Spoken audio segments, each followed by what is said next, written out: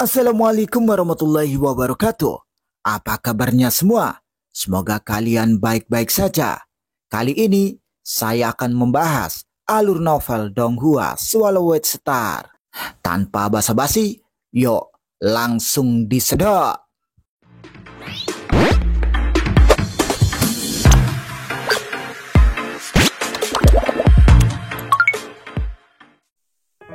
Melanjutkan dari cerita sebelumnya. Di wilayah yang dikuasai sang pangeran, para pejuang abadi dan prajurit penguasa sektor didistribusikan kemana-mana untuk mencari Luo Feng. Akibatnya, meskipun pangeran telah memerintahkan mereka untuk mengepung dan menekan Luo Feng, butuh waktu lama bagi semua prajurit untuk berkumpul dan tiba. Aku harus keluar dari sini, pikir Luo Feng. Tentara mungkin tersebar di banyak tempat. Mereka mungkin mencoba mengepungku, tapi mungkin butuh waktu lama bagi mereka untuk sampai di sini. Saya mungkin masih lolos jika saya terburu-buru. Luo Feng mengepakkan sayap siwu dan mulai terbang dengan cepat menjadi seberkas cahaya perak. Saya harus memanfaatkan waktu dan menjauh dari mereka sejauh mungkin, kata Luo Feng pelan. Aku tidak boleh membiarkan diriku dikepung, kalau tidak, aku akan ditangkap. Saat ini, sejumlah besar prajurit pribumi berkumpul dari segala arah saat Luo Feng mencoba melarikan diri dari pengepungan mereka. Pada hari kedua, Luo Feng bertemu dengan 3 prajurit pribumi secara berurutan. 2 dari mereka adalah prajurit abadi, sementara yang satu adalah penguasa sektor. Tanpa basa-basi, kekuatan spiritual Luo Feng langsung memasuki tubuh prajurit penguasa sektor itu. Tetapi semua yang ditemukan Luo Feng adalah kristal. Mereka adalah kehidupan energi. Luo Feng segera menyadarinya. Seperti tubuh Mosa, serangan jiwa tidak berguna bagi mereka. Luo Feng melirik prajurit penguasa sektor pribumi. Tahu dia tidak bisa memanipulasinya. Dia tidak ingin membuang waktu untuk membunuhnya. Jadi dia mengibaskan sayapnya dan terbang menjauh. Pejuang penguasa sektor pribumi bingung. Dia tidak membunuhku. Dia langsung melaporkan pada pimpinan melalui dunia maya. Aku menemukan si penyusup. Aku menemukan petarung dari ras lain. Pada hari kedua, Luo Feng bertemu dengan 3 prajurit pribumi. Pada hari ketiga, 12. Pada hari keempat, 21. Pada hari kelima, dia bertemu dengan 52 prajurit pribumi. Seiring waktu berlalu, para prajurit pribumi yang tersebar terus berkumpul, memberi Luo Feng rasa krisis yang lebih kuat. Tapi dia tidak bisa berbuat apa-apa, musuh tahu keberadaannya. Namun pada hari ke-6, sesuatu yang aneh terjadi. Dia hanya bertemu dengan 1 prajurit pribumi. Hal yang sama terjadi pada hari ke-7 dan terus berlanjut hingga hari ke-12. Ada yang salah, kata Luo Feng. Penduduk asli telah melacakku selama beberapa hari terakhir. Mereka mengepung dan menindasku. Beberapa hari yang lalu, 11 pejuang abadi mencoba bergabung dan membunuhku. Mengapa mereka semua menghilang sekarang? Luo Feng merasakan badai akan datang. Dia tertangkap seperti tikus dalam jebakan. Kali ini semuanya serius. Di langit di atas lembah gunung, pangeran yang mulia dan anggun bersama 2 budak kesatria alam semesta berdiri di langit. Aku tidak menyangka petarung asing abadi itu begitu pandai melarikan diri, kata pangeran sambil tersenyum. Para pejuang abadi dari rasku bahkan tidak bisa menangkapnya. Sepertinya kita perlu memperlakukan dia seperti seorang kesatria alam semesta. Yang mulia, jaringnya hampir selesai, kata kesatria alam semesta kurus dengan hormat. 9 jenderal semuanya sudah siap dan menunggu perintahmu. Segera tentara akan menangkapnya. Penyusup itu tidak punya kesempatan untuk melarikan diri. Jangan terburu-buru, aku akan pergi ke sana dulu, kata pangeran tersenyum. Aku penasaran dengan pejuang abadi yang kuat ini. Akan sangat disayangkan membiarkan para jenderal membunuhnya. Aku akan melakukannya sendiri. Iya yang mulia, kedua kesatria alam semesta menjawab dengan hormat. Pergilah, perintah pangeran. Ciu, mereka terbang langsung ke lingkaran jaring. Di tempat Luo Feng, para prajurit pribumi pasti bersiap untuk mengepungku, kata Luo Feng. Dia berdiri di tepi rawa dan mengerutkan kening. Mungkin ada beberapa gelombang dari mereka. Bahkan jika aku berhasil menerobos gelombang pertama, sisa prajurit akan mendekat padaku. Bahkan mungkin ada beberapa tim yang dipimpin oleh kesatria alam semesta. Aku akan ditangkap jika bertemu dengan prajurit asli di tingkat kesatria alam semesta. Luo Feng mengerutkan kening. Jalankan rencana tubuh. Siu, siu, siu. 9 sosok muncul di sekitar Luo Feng. Semuanya berasal dari ras lain. Tuan, kata mereka serentak, memberi hormat pada Luo Feng. Luo Feng segera memberi perintah. Ubah tubuh kalian seperti diriku. Ya Tuan. Mereka semua segera mengubah bentuk mereka menjadi Luo Feng. Satu-satunya perbedaan adalah aura mereka. Ikuti aku. Kamu nomor 1 dan kamu nomor 2. Kalian berdua harus bergerak lebih dulu, perintah Luo Feng. Ya, budak nomor 1 dan budak nomor 2 mengikuti terbang menjauh. Rencana Luo Feng bergantung pada 9 umpan yang memikat para pejuang pribumi untuk mengubah rencana mereka. Saat dia menjalankan rencananya, dia menerima pesan dari dunia kemuliaan. Pesannya sederhana. Kesatria Truyan sedang melawan aliansi wilayah utara. Melihat pesan itu, Luo Feng terkejut. Kesatria Truyan? Guruku menjadi kesatria alam semesta, dan dia melawan aliansi wilayah utara. Bagaimana guruku melawan aliansi wilayah utara? Meskipun Luo Feng masih menjalankan rencana pelariannya, ia akan memakan waktu 2 hingga 3 hari untuk menyelesaikannya. Dia menyisihkan sedikit pikirannya untuk terhubung ke dunia kemuliaan. Di alun-alun terbuka di dunia kemuliaan, sekali lagi penampilan Luo Feng menarik perhatian ahli waris lainnya. Dia pergi ke tempat aliansi Hong berkumpul. Apa yang terjadi? Luo Feng berkata ke bawah dan memandang Kaisar Caman, Kaisar Lili, dan Kaisar Tosenrain. Mereka bertengkar, kata Kaisar Tosenrain bersemangat. Ini sungguh gila. Kaisar Truyan sangat mengesankan, kata Kaisar Caman. Waktunya dalam pengasingan telah membuatnya marah. Sekarang dia akhirnya pecah. Benar-benar mendebarkan, kata Kaisar Lili. Ayo ceritakan apa yang terjadi. Luo Feng benar-benar bingung. Kaisar Truyan menjadi kesatria alam semesta. Dan apa masalahnya dengan aliansi wilayah utara? Mereka semua memandang Luo Feng. Rumor mengatakan bahwa Luo Feng adalah Kaisar Sungai Pedang. Dan jika itu benar, dapat dimengerti mengapa Kaisar Sungai Pedang sangat peduli pada kesatria Truyan. Kaisar Truyan menjadi kesatria alam semesta sekitar setengah bulan yang lalu. Setelah itu, dia meninggalkan Pulau Bauhinia. Kita tidak tahu kemana dia pergi. Tapi sekarang kita anggap dia pergi ke 9 ruang terpencil, kata Kaisar Caman. 9 ruang terpencil? Jantung Luo Feng berdetak kencang. Ya, itu terjadi hari ini, kata Kaisar Caman dengan senang. Kaisar Truyan dan Kaisar Cermin Kulit mulai melakukan pertempuran di Pulau Batu.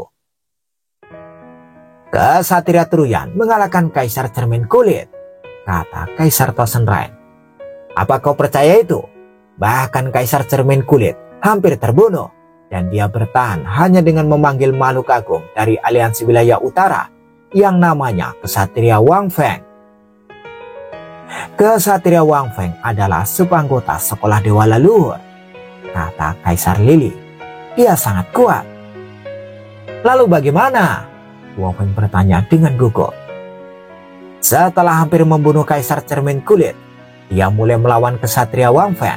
Tapi Kesatria Wang Feng adalah subanggota dari sekolah dewa leluhur. Kesatria Truyan bukanlah tandingannya. Dia melarikan diri dari Kesatria Wang Feng dan mundur kembali ke Pulau Bauhinia.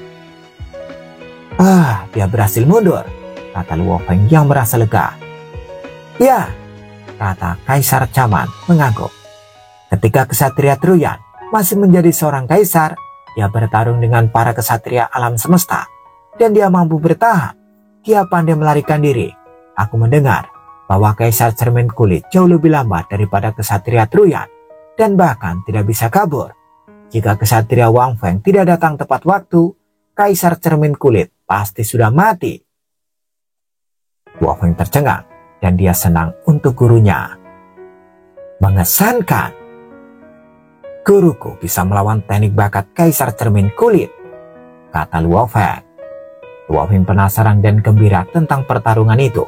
Dia segera terhubung ke alam semesta virtual dan berhubungan dengan gurunya. Di area eksekutif di jagat maya, setiap kesatria alam semesta dari ras manusia diberikan satu bagian ruang. Yang ini adalah gunung emas terapung. Puncak gunung emas itu tertutup es dan salju. Api berkobar di bawah gunung. Sedangkan di tengah-tengah hidup tumbuhan hitam yang tak terhitung jumlahnya. Mereka berhasil tumbuh dengan gigih meski terus-menerus dibakar. Luo Feng muncul, tersenyum dan berteriak, "Guru!" Satria Truyan sedang duduk di istananya dan minum sambil mengenakan baju besi emas. "Hahaha, kemarilah muridku!" Satria Truyan memanggil Luo Feng. "Minumlah denganku, aku sangat gembira, sangat menyenangkan." Luo Feng berjalan ke gurunya tanpa mengatakan apapun. "Murid, tahukah Anda mengapa saya begitu gembira?" Kesatria Truyan memandang Luo Feng. "Mengapa? Apakah karena pertempuranmu baru-baru ini?" tanya Luo Feng. "Aku berharap bisa mengalahkan Kaisar Cermin Kulit dengan mudah. Namun aku terluka parah oleh kesatria Wang Feng itu. 54% dari tubuh dewaku telah hilang. Mengapa aku harus bersukacita karenanya?" Kesatria Truyan menggertakkan gigi. Luo Feng penasaran. "Lalu mengapa kamu begitu gembira, guru?" "Rezeki nomplok." Kesatria Truyan mengambil anggur itu dan meminumnya. Dia kemudian menatap Luo Feng dengan mata berbinar. "Kamu tahu, aku juga agak beruntung. Meskipun keberuntunganku tidak seberapa dibandingkan dengan kamu, itu masih cukup baik." "Guru, apakah kamu punya pertemuan yang berharga?" Luo Feng bertanya. "Salah." Satria Truyan menggelengkan kepalanya. "Ketika kamu menjadi seorang kesatria alam semesta, kecuali kamu membuat terobosan lain selama latihanmu, mendapat nilai adalah yang membuatmu paling bahagia. Namun tidak tepat untuk mengatakan aku mendapat yang baru. Alasan aku bahagia adalah karena harta karun yang aku miliki ternyata luar biasa. Meski bukan harta karun sejati, itu pasti harta kelas atas." Luo Feng tersenyum. "Selamat, guru. Saya benar-benar bahagia. Saya bahkan tidak menganggapnya istimewa ketika saya menjadi petarung abadi," kata kesatria Truyan. "Ini adalah pertama kalinya aku bertarung setelah menjadi kesatria alam semesta. Di bawah kekuatan dewa baruku yang membara itu berevolusi menjadi bentuk kedua. Ini pasti harta tingkat atas. Jika memiliki bentuk ketiga, itu memenuhi syarat sebagai harta karun sejati." Luo Feng mengangguk. Sayap siwunya juga memiliki 3 bentuk. Luo Feng tidak bisa menahan diri untuk tidak bertanya. "Guru, harta macam apa yang kamu bicarakan?" "Hahaha." Kesatria Truyan melirik Luo Feng dan melanjutkan. "Meskipun aku memiliki teknik hebat, Kaisar Cermin Kulit mahir dalam pelacakan dan inspeksi. Dan dia memiliki keterampilan melarikan diri yang luar biasa. Meskipun aku bisa menekannya, aku tidak bisa menghentikannya untuk melarikan diri. Namun, sepasang sepatu bot yang aku peroleh sebelumnya berubah menjadi bentuk kedua, mengungkapkan kekuatan sebenarnya. Sepatu bot yang memiliki teknik puncak membuatku lebih cepat. Bahkan Kaisar Cermin Kulit tidak bisa lari dariku. Aku bahkan bisa kabur dari kesatria Wang Feng yang jauh lebih kuat dariku. Aku hanya memiliki level kesatria rata-rata. Sementara kesatria Wang Feng sekuat kesatria Si Huo. Mendapatkan harta memang menyenangkan. Terlebih lagi jika Anda menemukan bahwa harta biasa yang sudah Anda miliki ternyata sangat kuat," kata kesatria Truyan. Luo Feng mempertimbangkan kata-kata ini. bahkan harta karun tua yang berdebu pun mungkin masih bersinar suatu hari nanti. Guru, kata Luo Feng, kamu bilang kamu hanya di level rata-rata. Bagaimana kamu menghancurkan Kaisar Cermin Kulit? Aku pernah mendengar bahwa banyak kesatria alam semesta takut padanya. Kaisar Cermin Kulit tidak sekuat itu, Kesatria Truyan menjelaskan. Itu adalah teknik bakat yang membuatnya kuat. Kamu harus tahu, seorang kesatria alam semesta biasa memiliki tubuh dewa 100 kali lebih kuat dari Kaisar Batas Puncak. Ya, benar, Luo Feng mengangguk. Bahkan kesatria alam semesta yang paling rata-rata memiliki tubuh dewa 10 juta kali lebih kuat dari penguasa sektor. Lanjut Kesatria Truyan. Setiap kesatria alam semesta akan mencoba untuk meningkatkan tingkat kehidupan mereka. Umumnya, mereka dapat meningkatkannya beberapa kali. Sedangkan untukku, aku sudah meningkatkan milikku 10 kali. Setelah aku menjadi kesatria alam semesta, tubuh dewaku menjadi 100 juta kali lipat dari penguasa sektor. Tubuh dewa Kaisar Cermin Kulit adalah 2000 kali lebih kuat daripada Kaisar Batas rata-rata, yang berarti tubuh dewanya hanya 2 kali lebih kuat dari milikku. Luo Feng mengangguk. Celah itu tidak terlalu besar. Tubuh dewanya bersama dengan harta sejatinya, itulah yang memberinya kekuatan untuk menyaingi kesatria alam semesta biasa. Sayangnya, keterampilan menyerangnya biasa-biasa saja, dan tubuh dewanya hanya 2 kali lebih kuat dariku. Selain itu, pemahaman hukumnya lebih buruk daripada kesatria alam semesta, dan tekniknya lebih lemah daripada kebanyakan kesatria alam semesta. Itulah mengapa dia memiliki keterampilan menyerang yang biasa-biasa saja. Dia hanya bisa menggunakan teknik bakatnya. Teknik bakatnya memang luar biasa. Lanjut Kesatria Truyan. Untungnya, saya berada di jalur pejuang setelah mempelajari teknik pertahanan jiwa, mengetahui bahwa prajurit paling rentan terhadap serangan jiwa. Saya sudah memiliki pertahanan jiwa yang kuat saat menjelajahi alam semesta sebelumnya, dan itu sudah teknik puncak. Selama ratusan juta tahun di kota Chaos, saya menghabiskan banyak waktu untuk menciptakan teknik, karena saya tahu saya tidak dapat memiliki terobosan penting dalam pemahaman hukum. Meskipun saya tidak berbakat seperti Anda, saya menciptakan 3 teknik puncak setelah ratusan juta tahun berlatih. Yang paling berguna dan kuat adalah teknik pertahanan jiwa. Itu masih teknik puncak, tetapi 10 kali lebih kuat dari yang asli. Kesatria Truyan tersenyum dan menambahkan, kekuatan dewaku yang membara, teknik pertahanan jiwaku, dan kemauanku setelah dipoles selama ratusan juta tahun memberiku kepercayaan diri untuk menahan serangan jiwa. Bagaimanapun, Kaisar Cermin Kulit tidak pernah membunuh seorang kesatria alam semesta sampai sekarang. Luo Feng mengangguk. Aku bisa menahan serangan teknik bakatnya, setelah itu dia akan dihancurkan. Kesatria Truyan menyeringai. Sementara itu di Pulau Bauhinia, di istana Kaisar Cermin Kulit. Sialan! Dasar sialan! Kaisar Cermin Kulit meraung. Suaranya bergema di istananya. Kebencian memenuhi hatinya. Sialan kau Truyan! Kaisar Cermin Kulit mengatupkan giginya. Aku ingat kamu. Sekarang, kamu berani menyerangku. Kamu berani menyerang organisme istimewa yang hebat. Kamu mencari kematian. Ketika aku menjadi kesatria alam semesta, aku akan menghancurkanmu seperti serangga. Namun, mengesankan bahwa kamu bisa menahan teknik bakatku, dan teknik tongkat itu menakutkan. Kaisar Cermin Kulit bergidik ketika dia mengingat apa yang telah terjadi. Truyan hampir membunuhnya dengan tongkat hitam.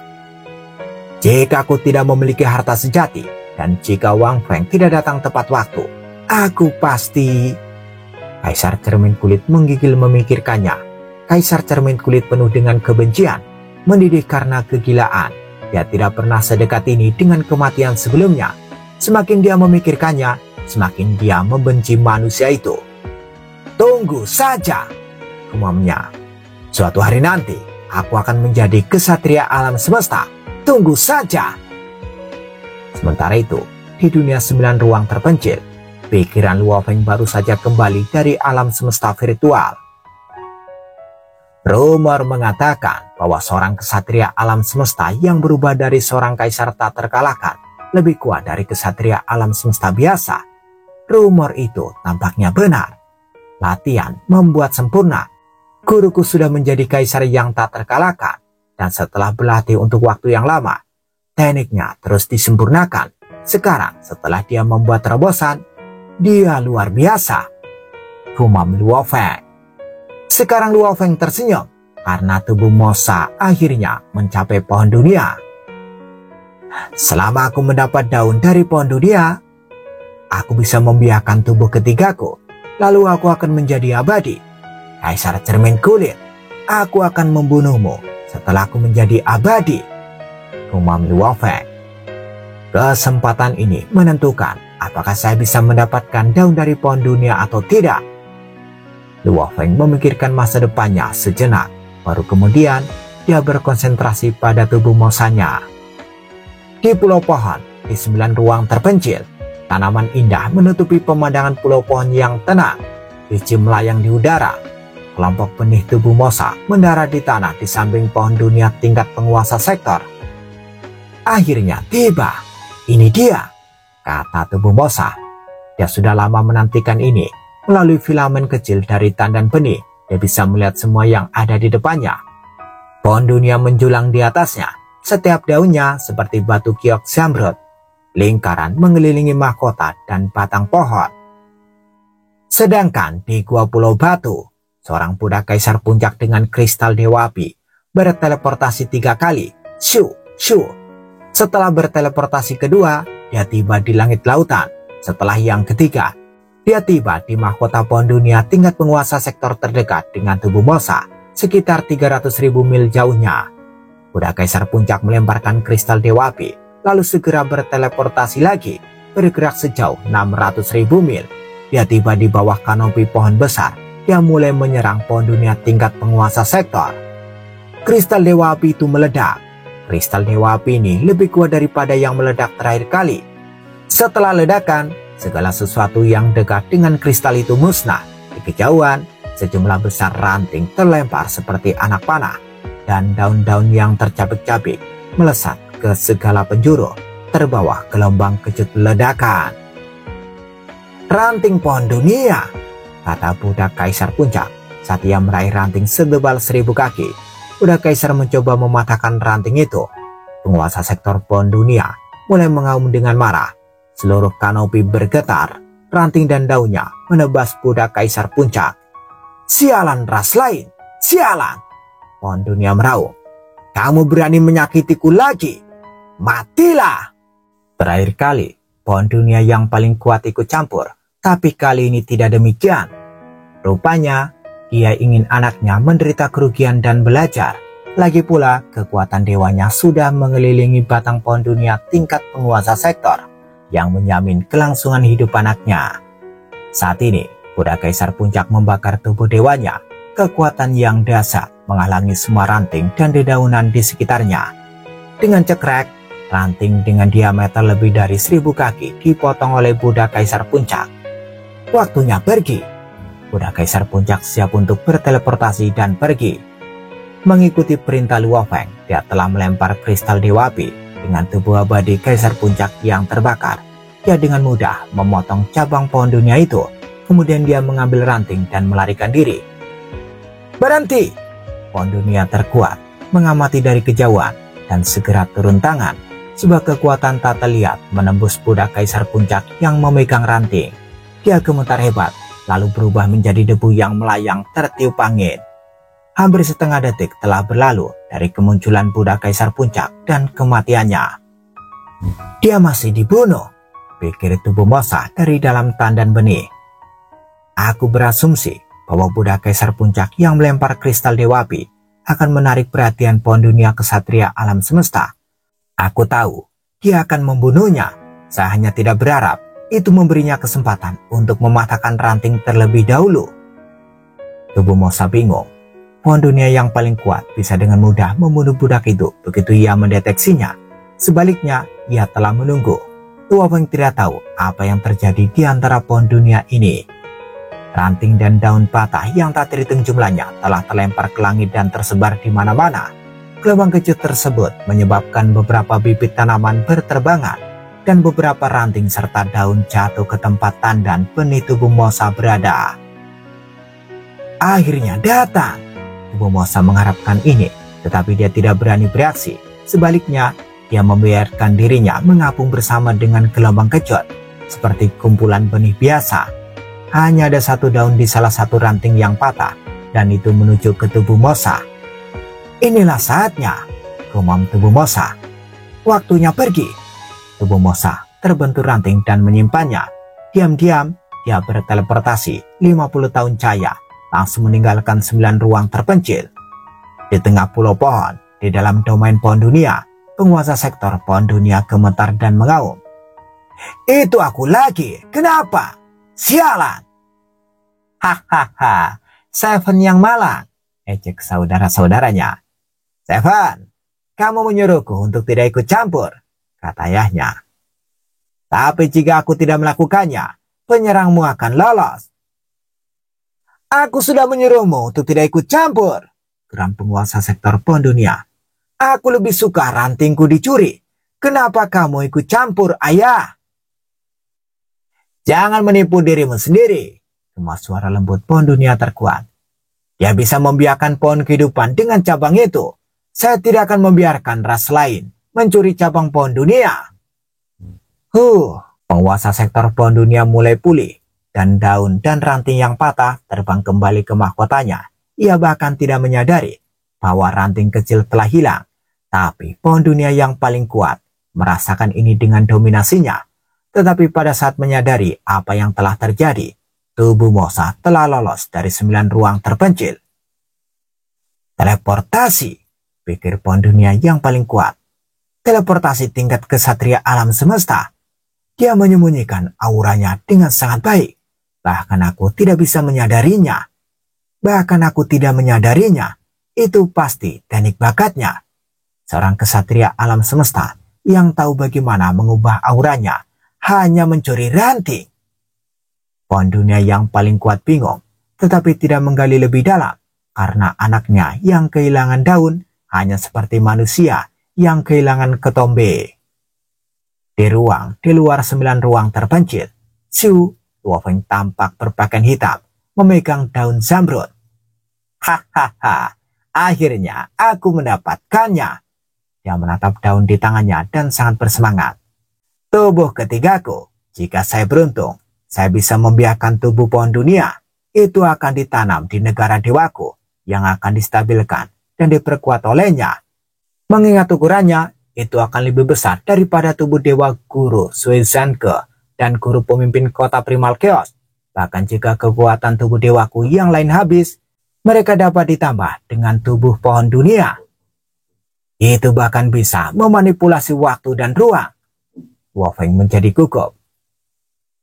Wang!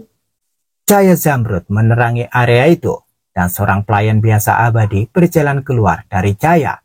Budak ini telah dikirim oleh binatang bertanu kemas dari wilayah rahasia primal. Tuanku, budak itu memberi hormat pada tubuh Mosa. Pergilah. Tubuh Mosa mengambil budak itu dan melemparkan transportasi negara dewa. Dia menggunakan budak itu sebagai pusat transportasi negara dewa dan tiba di wilayah rahasia primal. Di istana yang menjulang di wilayah rahasia primal, Kaisar Tianzhen berdiri di istana menunggu. Ketika Kaisar Tianzhen melihat tubuh Mosa dan budak abadi berjalan keluar dari cahaya zamrud, dia membungkuk. Tuan! Tubuh Mosa mengangguk. Dia memerintahkan, mulai sekarang, tidak ada yang diizinkan masuk ke istanaku. Ya Tuan, Kaisar Tianzhen berkata dengan hormat. Ciu, tubuh Mosa menghilang. Di inti dunia internalnya, tubuh binatang bertanu kemas dan tubuh Mosa berdiri di daratan tak terbatas. Kepala binatang bertanu kemas terkulai melihat daun pohon dunia yang dibawa tubuh Mosa. Rintangan terakhir, gumam tubuh Mosa.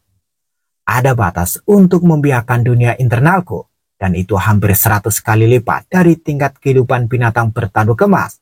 Pohon dunia hampir tidak termasuk dalam batas pembiakan dunia internalku. Akankah saya berhasil atau gagal? Ia menjadi gugup Satu rintangan terakhir. Mata Luo Feng merah padam. Dia belum pernah merasa begitu cemas sebelumnya. Ketika tubuhnya menantikan hasilnya, hasil yang menentukan nasib mereka. Sebuah lampu hijau terbang di langit, bersinar seperti aurora. Baik tubuh Mosa dan tubuh binatang bertanuk emas mendongak. Daun pohon dunia itu terbang semakin tinggi. Dunia internal memiliki diameter lebih dari 60 juta mil, dan daunnya tidak berhenti sampai terbang ke inti dunia internal. Teknik bakat, klon. Luo Feng memberi perintah melalui pikirannya.